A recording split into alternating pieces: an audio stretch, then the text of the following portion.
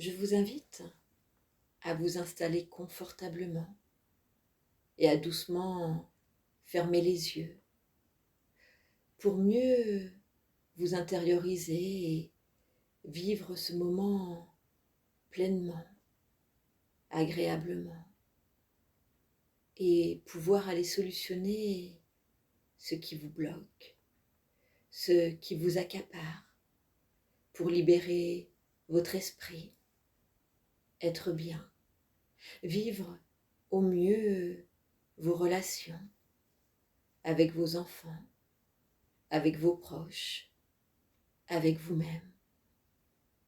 Et c'est ainsi que votre inconscient va pouvoir aller entendre les histoires racontées pour aller piocher tout ce dont il a besoin, pour aller régler tout ce qu'il y a à régler, là, maintenant, dans l'instant, et dès les prochaines nuits à venir. Alors, si vous vous sentez transporté, eh bien, nous allons commencer. Il y avait une fois, sur 2 fois 3 moments, maman, une mer déchaînée, soutenant un bateau enchaîné, voguant au gré des vagues, avec un certain vague à l'âme.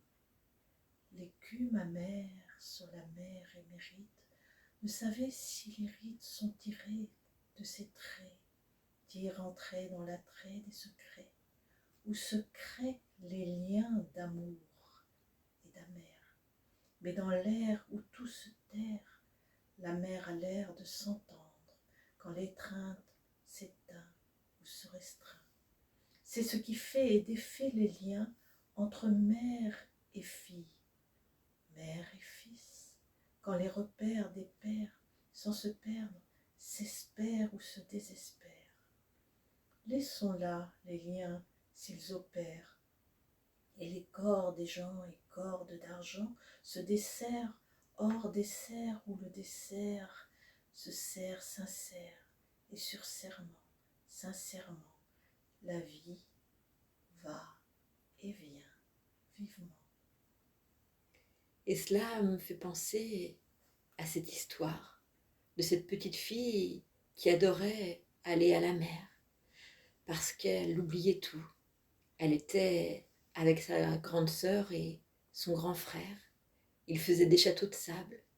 Dans ces moments-là, elle oubliait toutes les contraintes, toutes les colères de son père et la culpabilité que sa mère essayait de lui faire ressentir.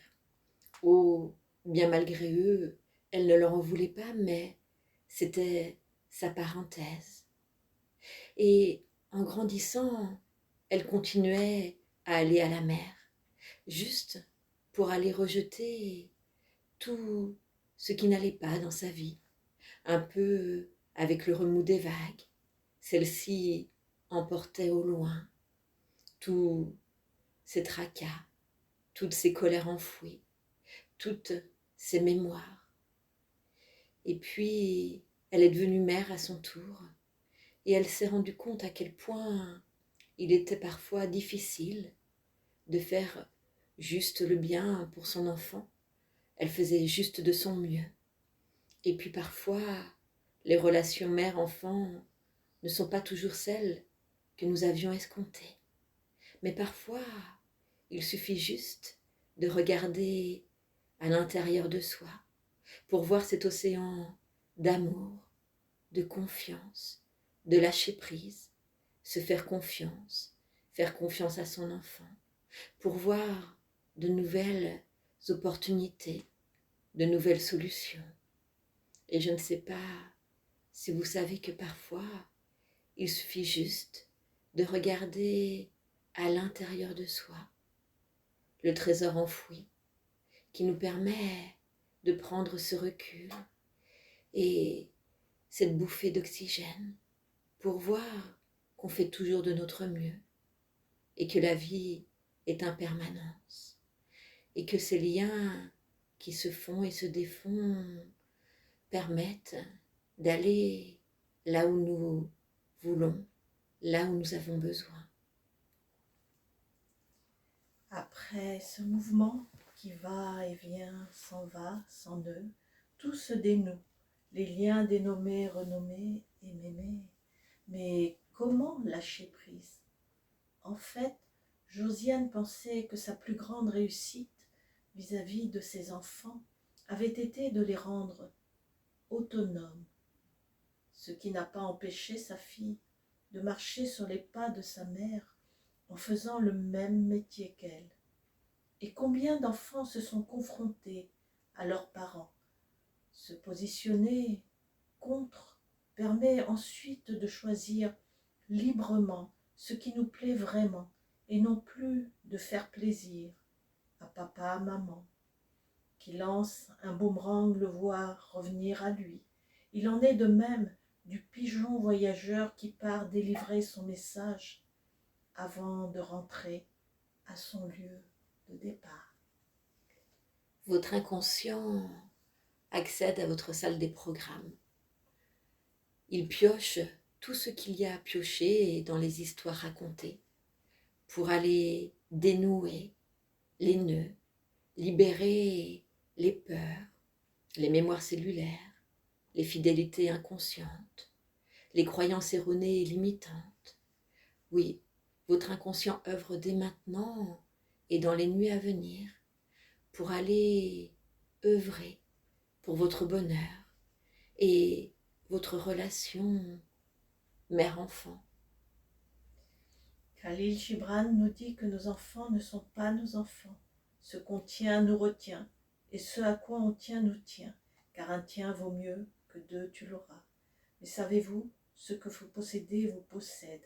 Alors, la voie du milieu qui sépare unifie en fait, comme la voie et la raie du milieu qui rassemble les deux côtés de la tête, comme le cerveau droit côtoie le cerveau gauche, et ils peuvent s'allier pour votre plus grand bonheur. Alors, tout est pour le mieux, ici et maintenant. Tout est possible. La vie est là, devant vous, qui vous sert et ne dessert que ce dont vous avez besoin à chaque instant.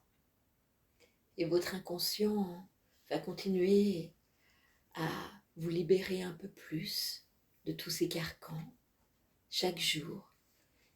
Et vous allez pouvoir sentir comme une libération, comme une légèreté, comme si les poids du passé pouvaient se libérer, être enlevés de vos épaules.